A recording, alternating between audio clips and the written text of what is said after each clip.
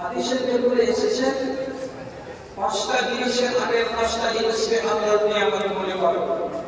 পাঁচটা জিনিসের আগে পাঁচটা জিনিসকে আল্লাহর নিয়ামত মনে করো। কি? একটা হলো যে শাহাদাতা আল্লাহ সুবহানাহু, যতক্ষণ স্বাস্থ্যটা ভালো আছে এটাকে আল্লাহর নিয়ামত মনে করতে হবে। আর আগে আগে অসুখ চলে আসার আগে এখন শরীরটা ভালো আছে, যা কিছু করার আছে শরীরের কাছাকাছি করে নেওয়া যায়। কিন্তু আপনি যদি এই সুযোগটাকে হাতছাড়া করে দেন, একদিন হতে পারে আপনার ব্লাড ক্যান্সার হবে, আপনি বুঝতে পারবেন না ঠিক করে, আপনি সাজদা দিতে পারবেন না ঠিক করে, আপনি নামাজ আদায় করতে পারবেন না ঠিক করে, তখন মনের নেশাটা মনের ভেতরেই থাকবে, আপনার শ্বাস নিবে না। এখন হাজিরি দেওয়া হবে আল্লাহর ইবাদতে। অতএব ইবাদতের বিষয়ে কোনো জিনিসকে বাকি রেখে দিয়ে আগামী দিনে করবো বলে এমন সম্পর্ক বীজ করবেন না।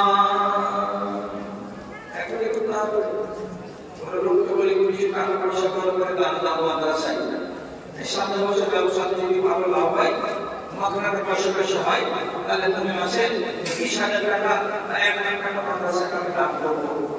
তাহলে এখন টাকা নেই, সুযোগ টাকা হাতছাড়া করছেন কেন? আগামী বছর দান করবেন বলে ওয়াদা করলেন, আগামী বছর বাঁচলেন না, তাহলে কি হলো? ধন থাকতে থাকতে যদি ধনের সদ্ব্যবহার ভালো হতো তাহলে কতটা ভালো হতো। প্রত্যেক জিনিসে আপনি প্রথম সুযোগটাকে কোনো মতে হাতছাড়া করবেন না। এটা হচ্ছে কোরআনের নীতি।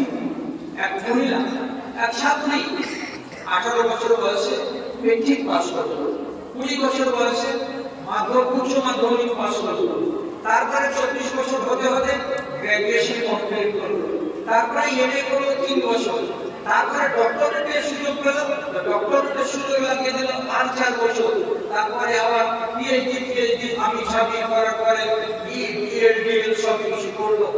এর আগে যখন ওর শরীরে গ্লেজ ছিল, আর চেহারাতে রওনাক ছিল, আর শরীরে আকর্ষণ ছিল, একটা ছেলে তাকে দেখতে গেলে তারপরে আকর্ষিত হবে, এইরকম রং যৌবন গায়ে শরীরে এরকম আল্লাহ রাব্বুল আলামিন তাকে দিয়েছিলেন নিয়ামত। সেই গায়ে বিয়ে আসলো, প্রত্যেকটা বিয়ে গ্রহণ করে নিল কি বলে, আমার 5 বছর পরে গ্রাজুয়েশনটা কমপ্লিট হবে, তারপরে বিয়ে করবো। ওটা যদি হলো তো তারপরে এমএ অ্যাডমিশন, না এখন আমি বিয়ে করবো না। এই করতে করতে করতে করতে ওই রমণীর বয়স 30 বছর হয়ে গেল, চাকরি পাইনি। আপনি নিজে বলুন, বেয়াদুমা সবাই আমার মায়ের জান। যদি একটা নারীর দক্ষতাই বিবাহ না হয় তাহলে তার যৌবনে ভাটা করতে শুরু করবে 20 বছর পার হয়ে গেলে। সুন্দর সুন্দর কারণগুলো পিতলের হাড়ি বর্তন, স্টিলের হাড়ি বর্তন, মুখের চামড়া করে দিয়েছে। যারা এগুলো আসছে দেখতে, কত সালে বিয়ে হয়েছে, এত সালে জন্ম নাই, কত দেয়া করে দেখছে যে মেয়েটার বয়স 30 বছর। এই 30 বছরের এই বুড়িকে নিয়ে দেখতে হবে, দেখে শুনে মিষ্টি খেয়ে নিয়ে বাড়ি যাওয়ার পরে বলছে আমরা ভাবনা চিন্তা করছি, ভাবনা চিন্তা করছি এখনো করতে আছে, মেয়েটির বিবাহ এখনো হয়নি। এরকম মেয়েগুলো আমার চোখের সামনে 10 থেকে 12টা আছে। সুযোগ হাতছাড়া করলে কেন? রাসূলুল্লাহ বলেছিলেন হাদিসুল মুক্তাদার মনে নিন কি ওখানে লেখা আছে হাদিসের করে, কোন মেয়ে যদি সাবালিকা হয়ে যায় ওখানে লেট করা চলবে না। তিনটা জিনিসের খবর রাখলেই নয়, যেমন সুযোগ আসবে তেমনি ব্যবহার করতে হবে। তার মধ্যে একটা সুযোগের একটা কারণটা কি? নবী বলছেন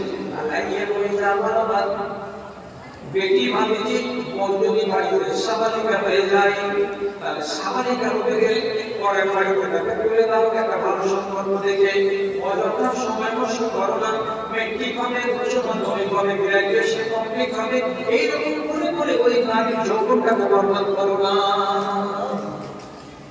এই রাখি গোটা দিনের কথা বলো, সুযোগ করার মানুষের কথা বলো। আপনাকে এত বেশি কথা শোনাচ্ছি যে অবশ্যই আপনার মনটা পূরণ করুন। একটা সহি হাদিস বলছি, জামে শরীরের মধ্যে আছে হাদিসটা